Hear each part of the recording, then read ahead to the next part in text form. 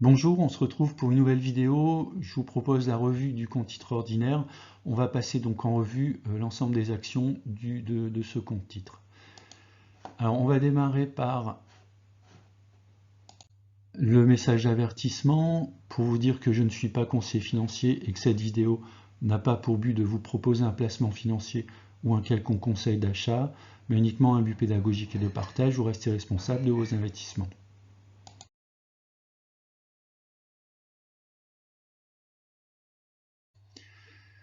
Donc voilà le portefeuille, donc on va passer en revue l'ensemble de ces actions. On va démarrer par la première action, donc c'est Tesla dans la liste. Voilà, donc j'ai un graphe ici au niveau hebdo. Donc qu'est-ce qu'on peut dire sur Tesla? C'est que depuis le courant de l'année 2020, voilà, que j'ai repris ici, on évolue entre un range entre 109 et 411 dollars. Donc je vous ai mis en rose, en fait, ce sont les supports et résistances mensuels, et en bleu les supports et résistances hebdomadaires. Alors, on peut faire un petit zoom sur une période un peu plus récente. Donc là, on voit clairement qu'on est plutôt dans un canal ici entre 200 et 291 euros.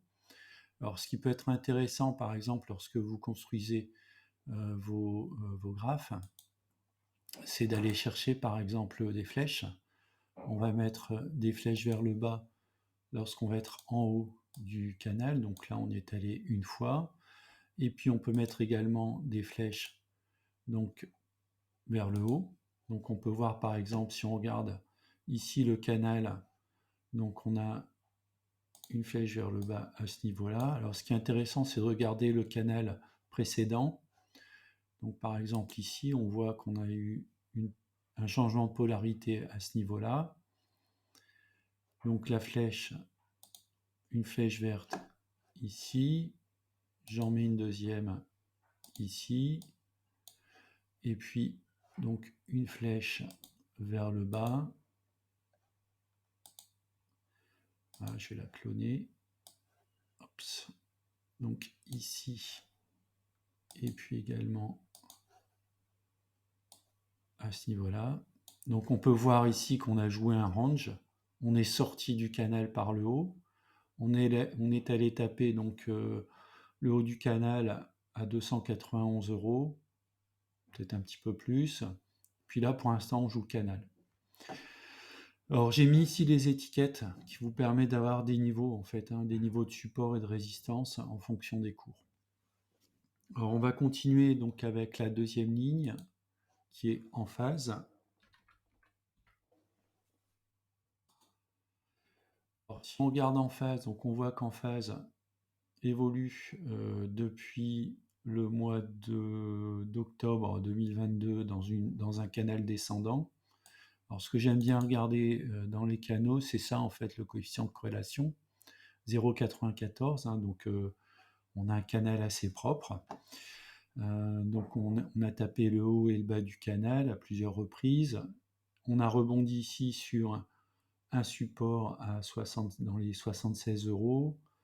Et puis on est actuellement en train de traverser une résistance autour des 120 euros, ce qui correspond également au haut du canal. Donc si on arrive à sortir de cette résistance, on pourrait aller en fait sur la résistance suivante ici qui est identifiée autour de 187 dollars. Effectivement, j'ai parlé d'euros, en fait ce sont bien des dollars. On va continuer donc avec Alphabet, Google. Alors là, qu'est-ce qu'on peut dire? On évolue dans un range globalement entre 85 et 139 dollars. Donc de manière un peu plus récente, donc si on fait un zoom sur une période un peu plus récente, on voit ici donc on était sur un canal entre 106 et 118, on l'a franchi. On est venu retaper ici le support autour des un petit peu plus bas là, autour des 115. Et puis ensuite, on est allé en direction donc d'une résistance autour des 140. Et puis là, on fait un beau ping-pong. Alors, je vais le mettre ici. Donc entre le support qui est une large bande ici entre 115 et 122 et puis une résistance entre 138 et 141. Alors on va continuer avec Meta. Meta Platform. Alors vous voyez, si on regardait, donc Meta Platform a connu un bas ici autour des 89 dollars et depuis il est vraiment dans un canal ascendant. On peut essayer de le représenter. Voilà, c'est ici. Oups, je vais chercher ma tendance de régression. Donc je me mets à peu près ici. Voilà, donc on voit bien l'ascension en fait, hein, avec 0,96 de coefficient de corrélation de l'action méta. Donc ça c'est assez propre. Donc si on regarde un petit zoom sur une période un peu plus récente, voilà, donc on voit ici, voilà, alors on aurait pu mettre ici un support, alors pourquoi je l'ai mis là? Voilà, je regarde sur un horizon un peu plus long, ici on a un support hein, qui était valable en 2020, on l'a touché 2 fois, on l'a franchi à la baisse, voilà, donc c'est quand même un support à ce niveau-là, au niveau des 299.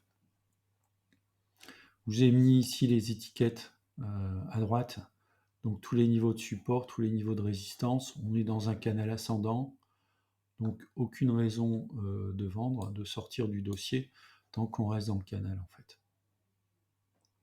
Alors on va continuer avec ABBV. ABBV, donc si on regarde sur une période un peu plus longue, pareil, on est sur un canal ascendant avec un bon coefficient de corrélation. On peut dire actuellement on est dans la partie basse du canal. Donc depuis une période assez récente, hein, c'est-à-dire depuis le début de l'année 2022, voilà ici, depuis le début de l'année 2022, on oscille entre un bas de canal, ici, je pourrais le représenter là, donc, pardon, non pas un bas de canal, mais un support assez solide autour des 132. Alors pareil, je vais représenter mon support, donc je vais aller chercher une ligne horizontale, je vais le mettre ici, donc sur 132, 133, on l'a touché 3 fois, avec un haut de canal ici qui se situe autour des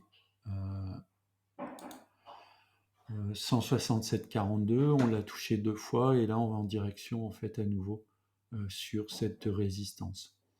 Donc si on voulait jouer du swing trading, ce serait d'acheter ici le bas de canal à 132 et de vendre ici à 167. Ce qui pourrait permettre de jouer en swing trading, voilà, potentiellement 26-27% en fait de plus-value.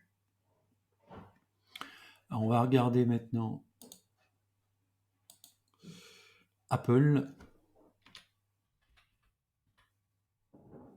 Alors Apple, si on regarde sur une période relativement longue, voilà, c'est vraiment c'est superbe hein, la progression.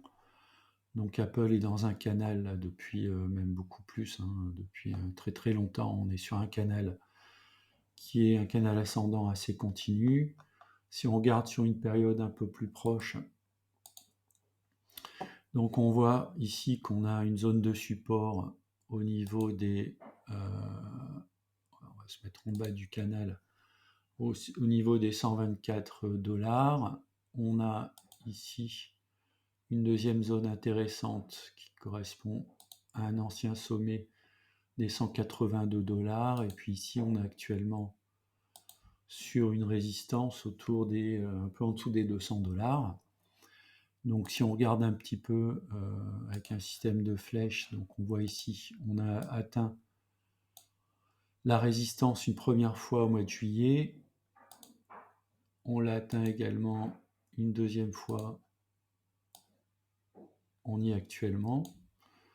Donc on pourrait tout à fait retourner vers une zone de support qui se situe autour des 180.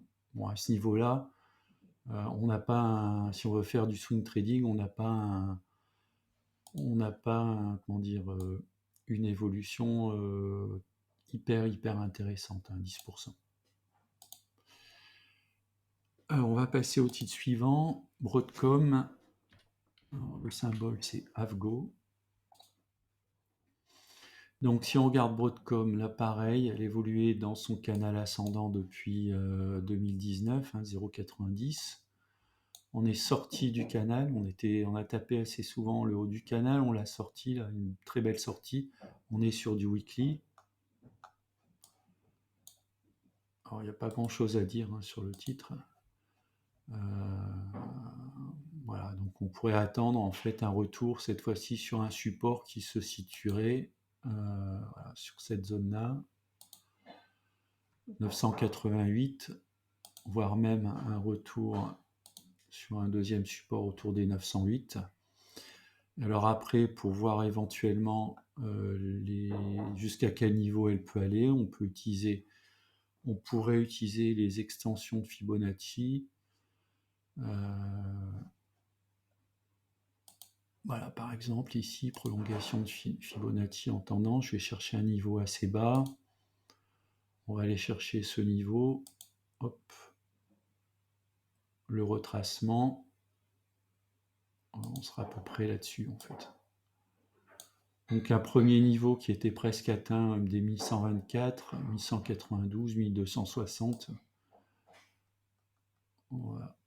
On retrouverait ces niveaux-là, 1260, 1357 $.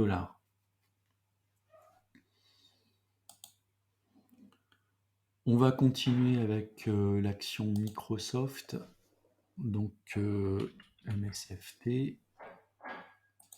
Alors sur Microsoft, donc pareil, c'est une des raisons aussi pour lesquelles j'ai toutes ces actions dans mon portefeuille. On voit qu'on est quand même sur des actions qui évoluent sur une tendance quand même qui est magnifique. Voilà, on a quand même une très belle tendance globalement.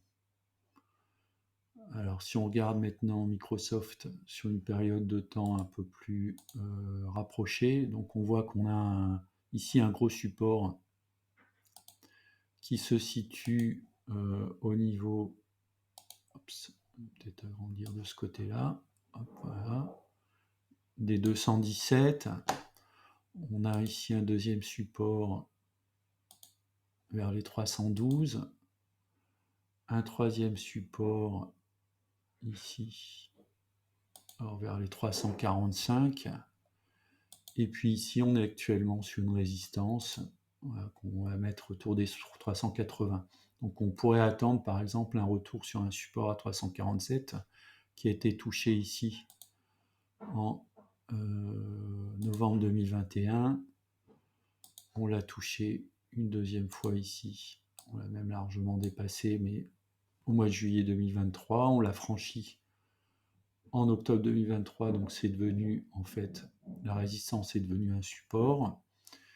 Et actuellement, donc on a une nouvelle résistance qui s'est constituée au mois de novembre 2023. Voilà, donc on pourrait jouer un retour en fait sur le support. Donc là aussi, le delta est relativement faible, de l'ordre de 10%. Donc c'est pas forcément intéressant en swing trading. On va aller regarder donc l'action suivante qui est Chevron. Oups. Alors Chevron, donc depuis mars 2020, elle évolue quand même de manière assez significative.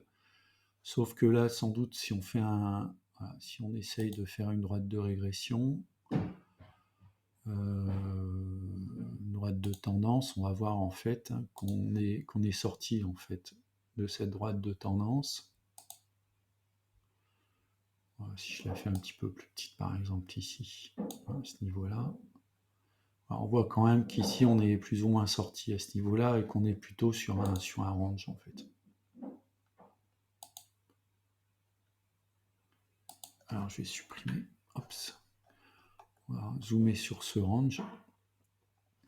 Alors le range, on avait ici une zone intéressante qui était au mois de janvier 2022, on l'a franchi à la hausse. Donc on a eu une première zone ici en bleu qui était une zone autour des 173 $. Le haut du canal, le haut du range en fait, qui se situe ici sur la zone des 187 $. Le bas du range, on va le situer ici, 132. Et on évolue à l'intérieur de ce range. Donc on l'a touché une première fois ici au mois de juillet 2022. On a touché le haut du canal en novembre 2022. Là, on a une petite tendance, une correction. En fait, on est à peu près ici sur des niveaux qui pourraient être intéressants si on veut jouer la reprise et la hausse, en fait, sur cette action. Donc, on pourrait tout à fait acheter à 141 pour viser un cours ici, hop, sur les 170. Donc, en swing trading, on aurait potentiellement, on peut jouer les 20% de croissance. Donc ça peut être pas mal. Donc voilà sur Chevron. On continue sur Merck.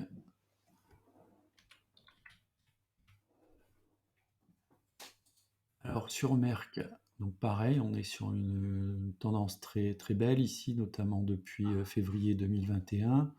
On l'a cassé, on évolue actuellement dans un range. Voilà, on a un range globalement entre une zone ici des 100 $, pardon, et puis le haut du range, ce serait ici les 117, entre 100 et 117. On a bien rebondi à ce niveau-là, donc on pourrait faire une flèche vers le haut. On a une première ici, on peut en faire une deuxième ici, Ops. Et puis une flèche vers le bas qui se situe ici. Alors peut-être qu'on va en direction ici, on va peut-être en direction donc d'un niveau qui pourrait être situé, on peut même viser le haut du canal vers les 111. Donc de 100 à 111, on a à peu près 10% de marge. Donc peut-être qu'on va jouer ici. Donc pour Merck, une oscillation en fait de ce canal hebdo. C'est possible. Et enfin la dernière action qui est à FLAC. Alors là, je vais vous faire une construction graphique parce qu'elle n'a pas encore été faite. Donc je vais commencer par me mettre ici sur une zone, sur une échelle mensuelle. Donc on va regarder ce que fait le titre sur un laps de temps assez long.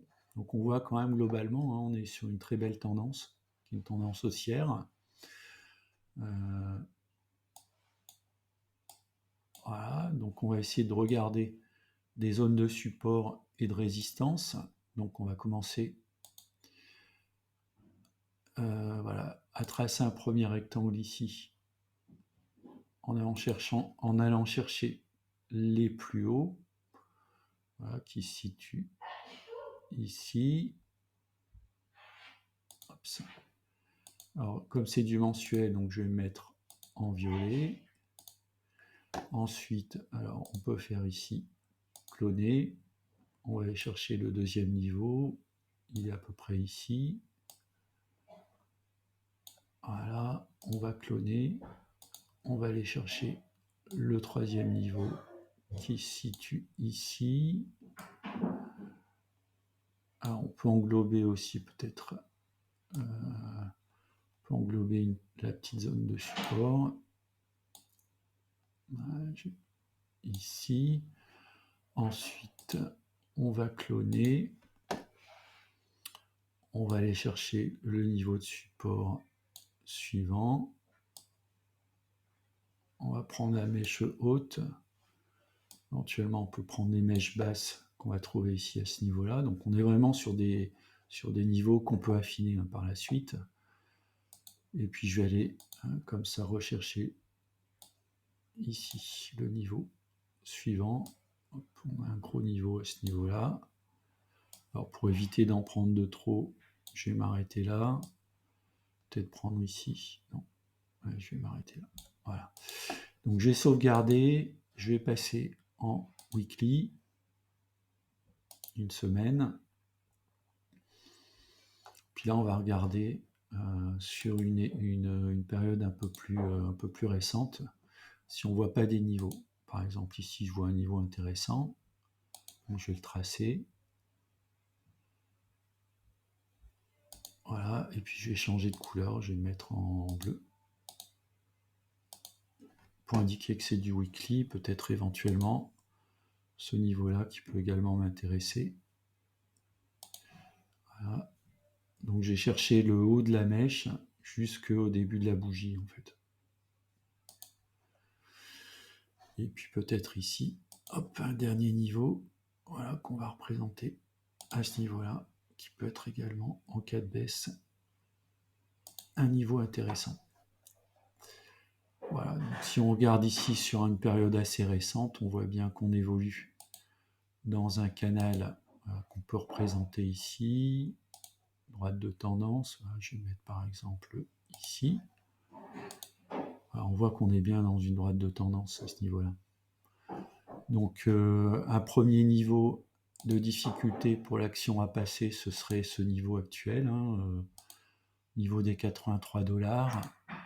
Ensuite, on pourra avoir un retour sur un support, on peut mettre sur le bas à 77, qui est un support hebdo, peut-être un support un peu plus solide, qui est identifié ici à 73.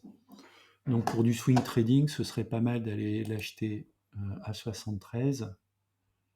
Voilà, ici, pour essayer de le revendre.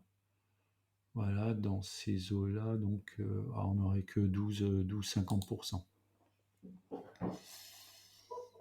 Voilà, donc c'est la fin de l'analyse graphique. C'est la fin de la vidéo. Je vous remercie de l'avoir regardé. Je vous dis à bientôt pour une prochaine vidéo.